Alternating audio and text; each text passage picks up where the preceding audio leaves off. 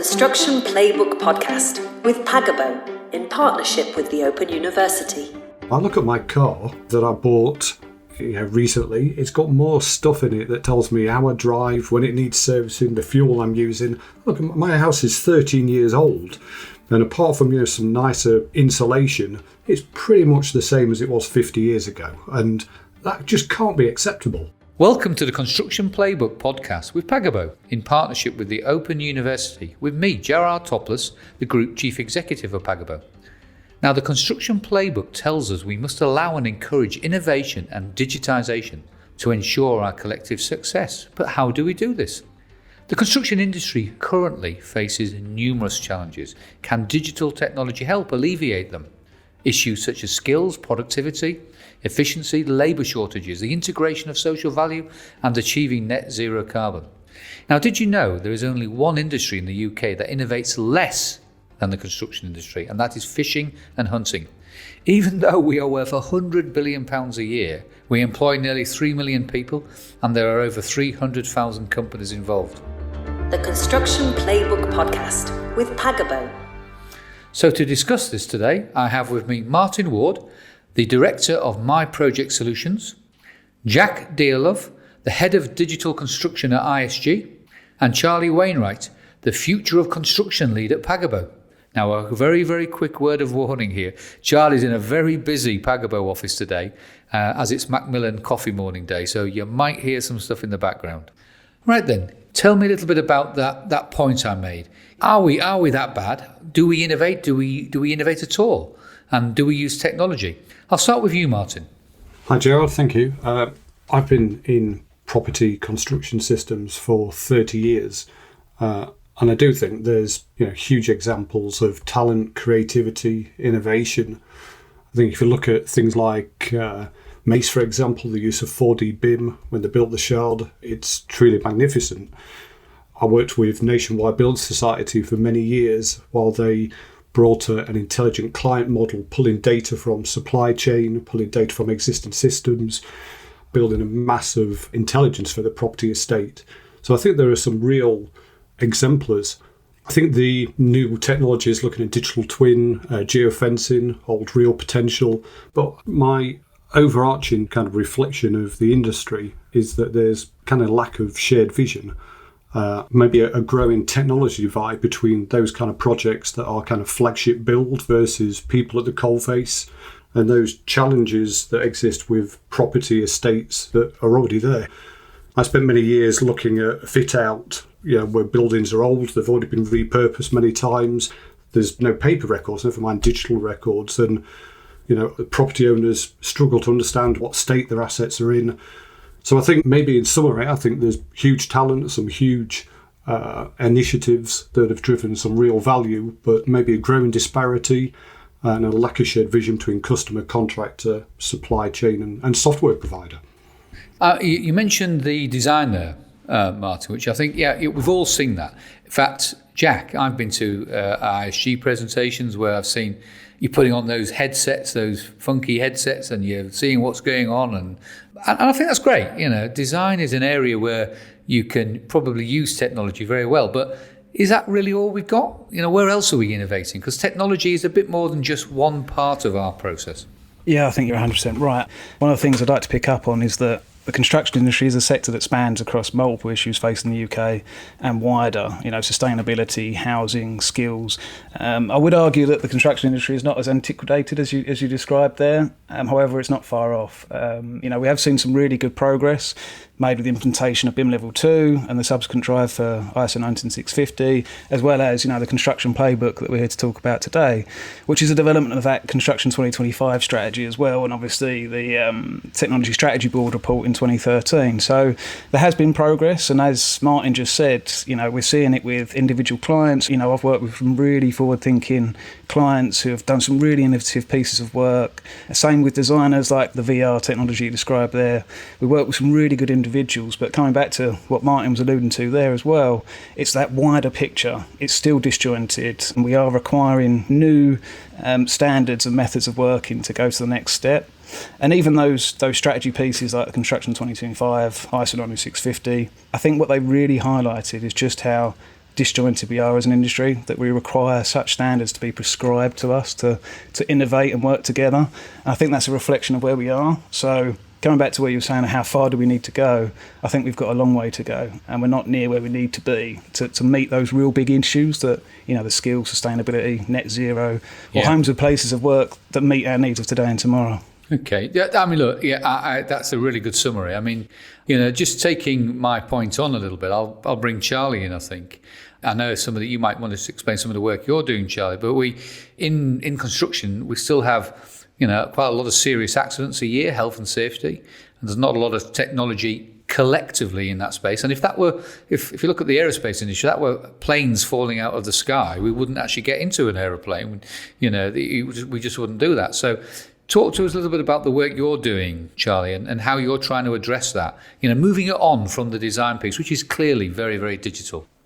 Yeah, well, I think firstly, I totally agree with what Jack and Martin have said about the state of construction at the moment. And, some of the work we're doing at the Future Construction is trying to work with the industry bodies and the contractors and things. And it's trying to create a little bit more of like a data-led industry. So we are looking to effectively work as one construction industry, sharing data, learning from each other, trying to create, an environment where anyone can access what people are doing, all in terms of GDPR compliant, all that sort of stuff. But effectively, we're trying to move things forward as a collective. And I think one of the problems of the industry at the moment is we are very siloed. We're very competitive with what we do. Obviously, there has to be competition, and there is healthy competition in construction. But with certain factors, and health and safety being one of those, it should be a completely non-competitive environment. I mean, Gerard, we've spoken to quite a few professionals in this industry, and we know, talking to their health and safety managers and the directors and things, they all know each other. They all talk to each other. They all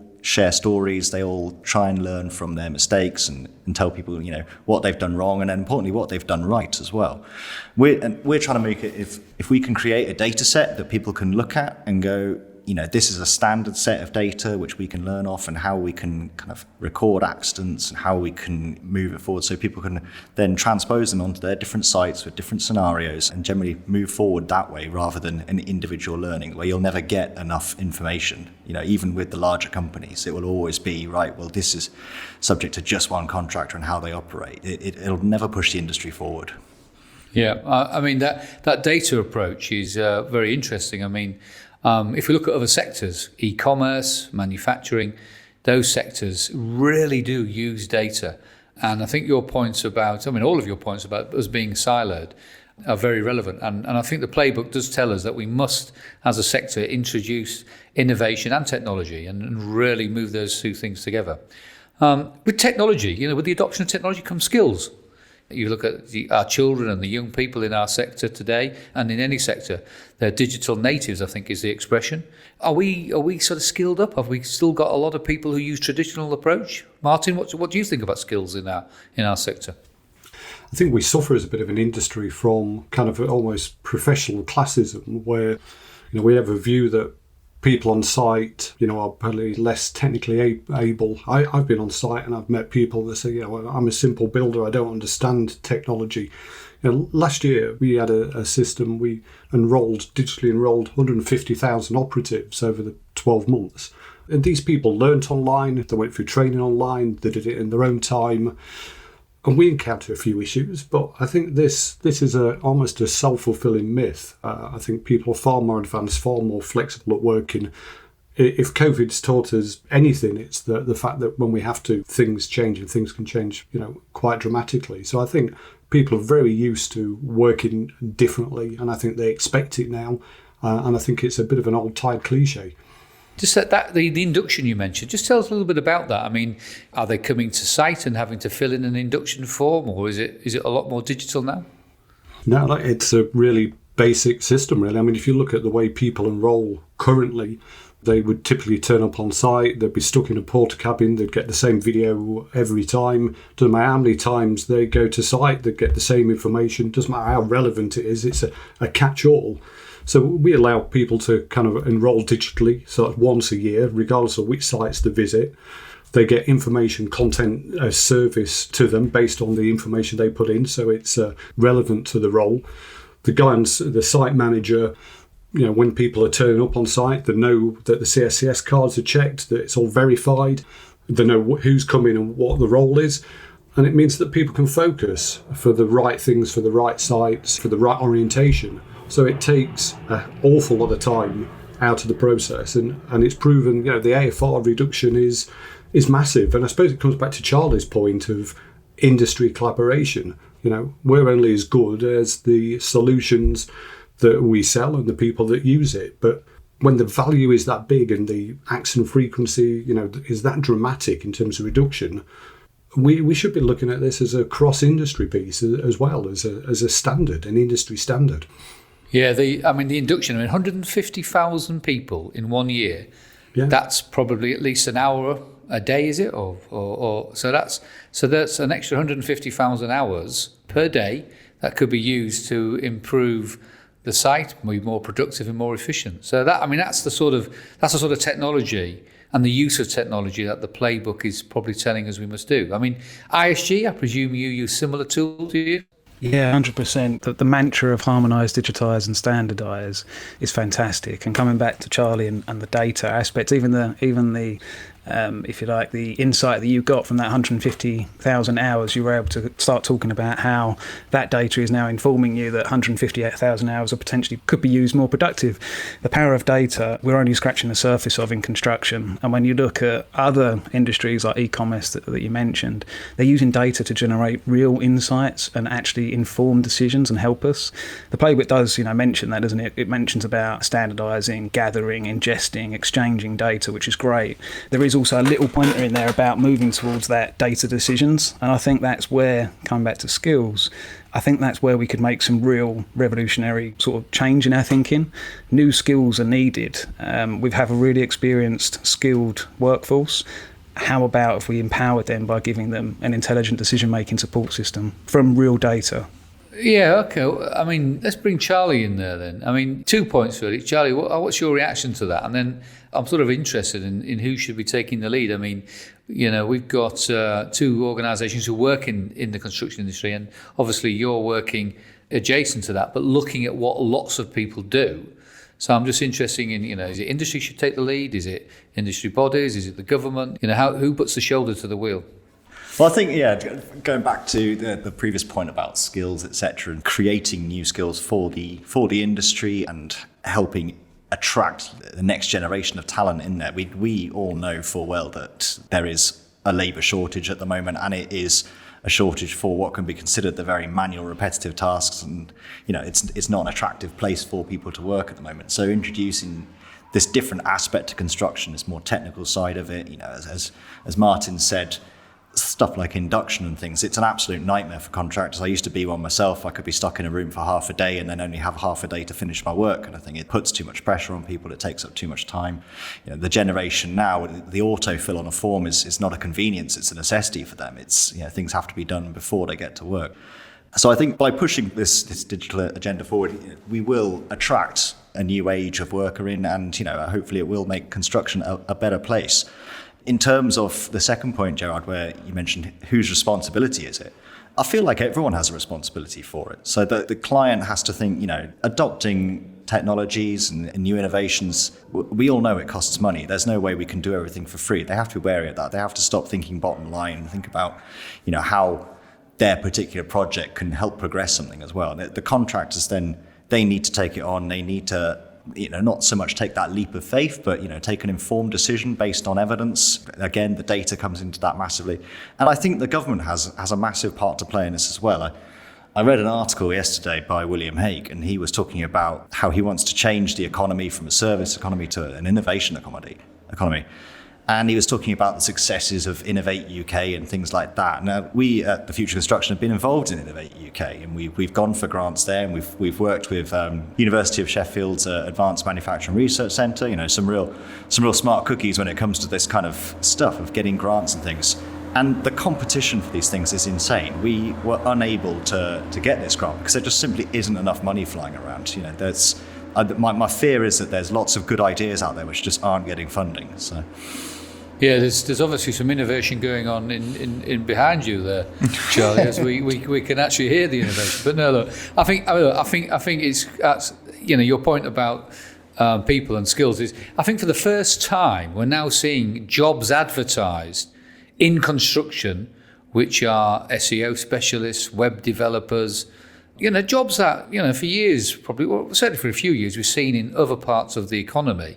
But, I'm not so sure if you were an SEO specialist or a social media specialist, the first place you would look is construction. And it's great that that's happening now, because we do need construction to be an escalator for people to come in at different sort of places. So I hope that sort of continues. Your point about everybody being involved, it is everybody's responsibility. And one of the problems we probably have as a sector, and I guess the Construction Playbook does refer to this, is that if you don't make enough money, you can't put enough money back in to certain areas, like technology is certainly one of them. Do you find, Martin, that is money for investment in new technologies a problem? And do you think there's a different way we could approach that? I think in our industry, Gerard, I think we're innovation stifled by poor procurement. We can't get away from it. And I know the playbook is there to kind of realign all of this, but low margins, cash flow, leads to an adversarial approach to contracting, stifles innovation. I think it's a real issue. I think just coming back to Charlie's point of everybody playing a role, wouldn't it be amazing that if you could get all the top contractors in the country, the Balfour Beatties, the Kier, the ISGs, all to look at a common way of working, whether or not that's an industry platform or a way of sharing data or a tackling particular issues, but on a cross-party, cross-platform basis. It could be transformational, really. And so I think there's some real opportunity for, we talk about collaboration, and there is a lot of collaboration that goes on, but I think all too often, from a contracting point of view, I think people still maintain that technology is a competitive edge, it's a lead, it's something that we're going to protect, and data we're going to protect. I think software providers also do the same thing. I was once working on the customer side, I had a software provider telling me I had to pay £500,000 to get my own data back. And, that mentality does nothing to serve the industry at all. It's interesting because Charlie's work at TFOC has brought in some collaboration with the AMRC, and they work very closely with the automotive sector and also the aerospace sectors. And the aerospace sector particularly have been extremely collaborative. Yes, they need to have a USP, and yes, they need to have a difference and do compete. But sharing that anonymized data, particularly around accidents, has been one of the things that has really driven really great safety records in that sector. And I think you're right, Martin. If we, as a sector, brought sort of key platforms, why have we all got different timesheets? Why have we all got different finance systems? Now, there might be some valid reasons for this, but if we did actually work together and bring technology, we would be able to invest in it more heavily, which would benefit all of us. I sort of agree with that. At my point earlier, actually, Jack, about the different sort of job titles. You have a head of digital construction, which at ISG, so that in itself 10 years ago would have been an unusual title. It would have been that. It would have been. So let's just talk a little bit about digital construction. I want to sort of come at it from an innovation perspective, please.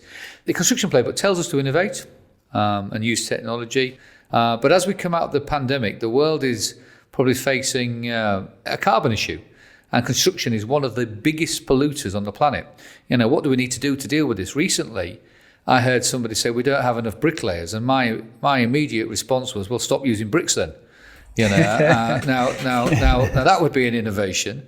And modern methods of construction are obviously, fundamental to this. So in your role as digital construction, are you involved in discussions about materials, new materials, and how to do things? 100%. Yeah, that bricklayer question is a really good one. If you brought it back a little bit and said, how many bricklayers do we have in the UK? What's their availability and capacity? That kind of data and sharing of that data could really empower our decisions as to where we build and why we build and how we build. Even the materials. So at the moment that data set doesn't exist. It's not a collaborative data set and things like that. But a review of how we build and what materials we use is a great idea. And if we could deploy a science-based approach to how we build, how we propose hypotheses and how we test it. So we propose a hypothesis that we're not going to use bricks anymore, and then we can test it backed up by a data set that's across the whole of the UK. It really changes the way we think think, and it's creating new roles in terms of, you mentioned my role, digital construction. Mine's all about data. It's all about looking at how we use data. It's all about understanding the capability and capacity of our supply chain, where we're going to be building projects next, who we're going to be working with next, what can they give us ahead of time before we even begin to work with them, to start to understand where we can build and how quickly we can build. So it's that heavy lifting, that data management, that data understanding. It's the sort of role that large e-commerce companies have had for quite a few years now, and banks and financial institutions. And whenever you go on the internet, you actually find something. You always end up on a website that you were looking for previously. So it's that sort of technology. So it's great to see that. Yeah, and on that bit about the heavy lifting, you've hit the nail on the head. So one of the areas that we're looking at is computing technology. So not technologies as in solutions or things that are already built, like platforms and design softwares, but actually computing technologies as a science. So the power of computing can outperform any human brain 10,000 times in terms of its ability to analyse data, gather data, investigate data, and it can actually come up with options for us and our experienced construction professionals to then make decisions based on that. And that computing technologies, going back to the new roles that we may see in construction, are going to be data scientists, data analysts. Those are the areas that I think are going to make that evolutionary step where we need to go to next. And I suppose for you, Martin, I mean, you head up a company, My Project Solutions, so it's not just induction you do a whole range of sort of software. I mean, what does your team look like? Are they developers? Are they business analysts? There's probably not a lot of bricklayers in your team. No, but as you'd expect, we develop software, so there's analysts in there, there's delivery managers. There is a fantastic foundation, though, that if you do come from a construction background, being able to understand some of the challenges that you face certainly adds huge value in terms of the solutions that end up being delivered. I mean, let's just bring Charlie in at the point about the MMC then. I mean, moving it on from a little bit from the technology to the innovation. Charlie, we met a guy recently who talked a little bit about printing brick slips or printing them for modern methods, which is great. So I'm sure Jack and Martin are both aware of that. But one of the problems was that when they printed them, they all looked exactly the same. There wasn't that sort of odd space where they're doing. So what one company is now doing is they are looking at a piece of software which can actually, instead of printing them together, it throws in some randomization. So the wall actually looks like something that was built 100 years ago. So that to me is people thinking, because there's still a perception people want to see that in their buildings rather than the sort of replicated sort of view. Now, so there's two ways of doing that. One, we have to adjust our belief, our system really, and say, well, we're happy with the replicated view, or we invent solutions to it. Are you seeing that in your work as well, Charlie? But not just maybe in MSC, but in use of materials and other areas? Well, I think the cynic in me thinks we're in a bit of a rut in construction at the moment because we are so wedded to how things should look and how we do things. And, it's brick-built buildings, brick-built houses, etc., and things like that. I mean, Gerard, honestly, nothing pleases me more than seeing a green wall, something completely different. You take out bricks, you create a living wall instead. Why can't we adopt more technology like this? It seems that there is a perception that things have to be done in certain ways. And that is what, a house builder wants to produce, that kind of thing. And it has to be done in various stages. And it has to be done at a certain speed so they don't have empty houses that they can't shift quite quick enough. But ultimately, I think the scope of being able to change and develop with more innovation, it's never ending really, and we are just stuck with our perception. I think in terms of bringing in new technologies and new innovation, we don't need to reinvent the wheel. There are plenty of different industries that work in different ways, and all we need to do is adapt what they're already doing. So you mentioned earlier the aerospace industry and things like that. It's like we want to just copy them. We don't need to do anything different. What they've done is successful. So it's why do we always need to why we always stuck in the thing, it needs to be completely bespoke for construction, completely new idea. It doesn't. We just need to adapt what other people are doing. Right. So that's a really interesting point then. So you say, look at what other sectors are doing. So, if we're not careful and we don't adapt and we don't innovate, could we actually potentially lose our sector to an Amazon? Let's think about that for a second. Maybe the construction companies of the future are Amazon. Maybe they're Facebook, it might be quite a difficult sort of move. But I know IKEA are certainly looking at different ways of doing things, and that they're looking at the likes of Skanska on their sort of solution. But Amazon are great. They understand what people want. They understand what people need. They can get stuff to people. They're very efficient in handling sort of bits and pieces. So whether or not they build houses, they certainly could deliver materials for people. I mean, do you see, Jack, Amazon and the like as a threat to the success of your company or the sector in the future? I think that's a really interesting point. And, when you think that through, it's quite dominating, isn't it? I mean, the top tech 5 are dominating the world, aren't they? And Amazon obviously have a monopoly on the distribution. So it's an interesting point, because who would be that focal point? Would it be the government? Would it be a business? Would it be private? Would it be academia? Who knows? But no, I think we do need radical change, but I think that we can be that change. I don't know if everybody would want an IKEA building. It's why we have these lots of options when we go to different furniture areas and things like that. But I do think we can change how we work, and I think we've got the right people in the industry to make that happen. But the bit that we need to change is that combining of the shared knowledge and the shared ambition. I think that's a new and improved way of working is needed. But I think if we introduce the power of computing, I think we'll get there. Just to add to that, I think going back to your question, Gerald, I think we potentially are at a real risk of losing the industry to something like that. And I think, at the moment, it's ripe for someone like Amazon to come in and shake things up. They've got the money, they've got the know-how. But I think that would be an incredible shame, because we've got so much innovation coming out of SMEs and things, and it's exactly what Jack's just alluded to there. If we can get that across the industry data set, which everyone has access to and can build on, then that, I feel, is a far healthier way of moving forward. But it is quite dangerous, because, I remember 5 or 6 years ago, people would sort of poo-poo Amazon because, they don't make any money, they don't make any money. Well, the past couple of years, their revenues are astronomical, and so are their profits now. They move between international spaces and are able to actually sort of, operate very well. So they've taught us that lesson, and investment has really delivered for them. I suppose it comes back a little bit to the point we talked about earlier, and the point Martin picked up on, is that if we as an industry don't make enough money, and it comes back to the playbook again, that we should all be allowed to make enough money. Because if we don't make enough money and the government continues to award everything on price and doesn't follow its own handbook, the Construction Playbook, then we won't have that money to invest. Do you think that could happen, Martin? I think some opportunities are probably staring us in the face. We had a £24 billion government announcement yesterday for building new houses in the UK, and just think, with that kind of procurement power, it has the potential to totally transform house build in the UK if we had a desire for it. But the fact is, as well as I do, that will get channeled down the usual routes, and it will be back down to bricks and mortar and labour. Yet, I think it needs that leadership for somebody to take a bold move to say, we're going to totally transform housing in this. We're going to go to passive housing, we're going to go to smart buildings.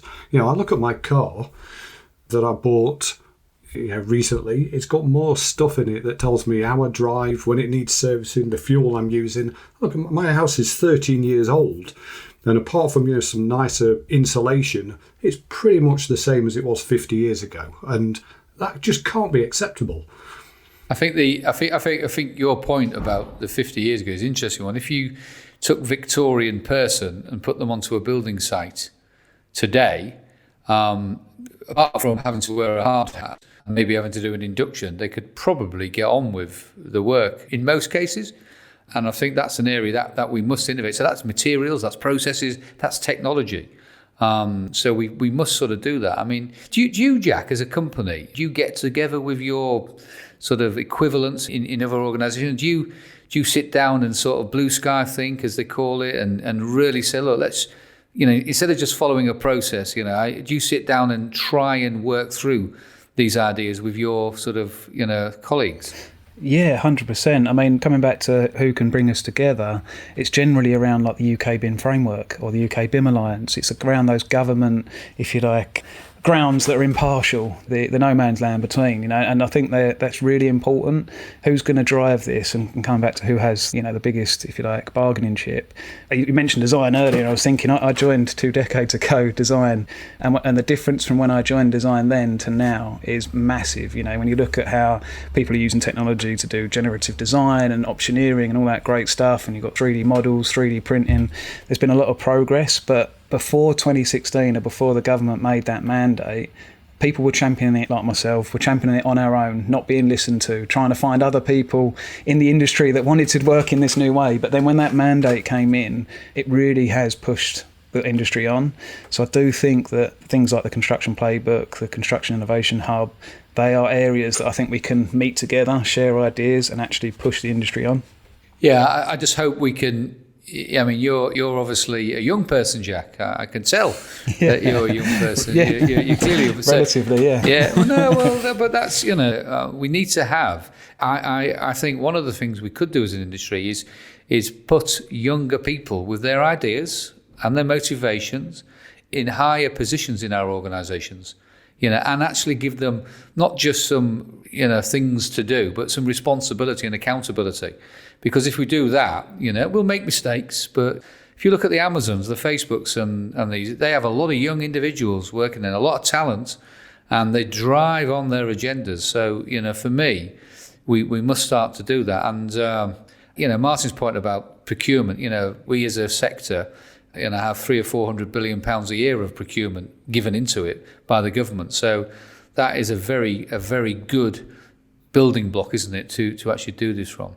Okay, so we've had a great sort of chat today, and it's been really good. I could chat for hours here. And it's one of my favourite subjects, innovation, and the guests we've had on today have been great. But what I always do, I always ask all of my guests one final question, and I do want you to keep it a little bit shorter than maybe your other questions. So let's just try and keep it short. And my final question is: what's your top tip that you think our listeners must consider, whether they're a client or a user of the playbook? What do you think they need to consider? And I'm going to start with you, Charlie. We've spoken about it all the way through here, but I think the real take home here is a collaborative approach to working, and I think more of an open-mindedness from all parties of what is possible and the new ways that we can work and things, and adopting those new technologies. So, and Jack, what's your top tip? I think that we need to start looking at computing technologies. I think that's probably obvious. I was going to say that, isn't it? But broadening it beyond just solutions. I mean, looking at quantum mechanics, quantum computing, and begin to develop databases not only for our operations but projects as well, and capturing decisions that we make and utilise those advancements made in technology to improve our outcomes.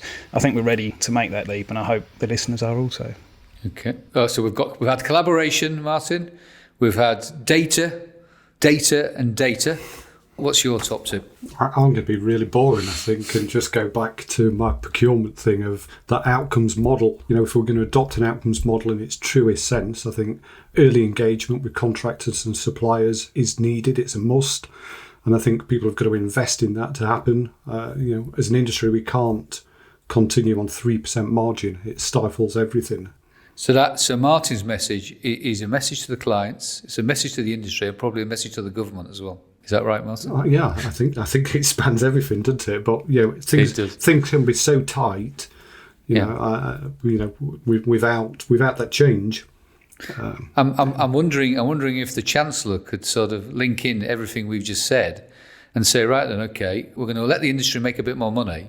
But we're going to actually require you to demonstrate it by putting X amount back into innovation, technology investment, and we're going to give you a tax break for it. Capital allowances are great on pieces of equipment, I get that, but we don't get capital allowances on digital people. We get some R&D on it, but we don't necessarily get it for the people. So I'm wondering if there's a piece of work the Chancellor could do there, which would really help us, because that would protect us from probably some adjacent companies or adjacent industries taking over our sector, which would be really sad for us all and the people in it. So I just want to say thank you, everybody, for listening. Today I've had with me Martin Ward, Director of My Project Solutions, Jack Dataled, the Head of Digital Construction, a new role, certainly for the past few, at ISG, and Charlie Wainwright, the Future Construction Lead at Pagabo.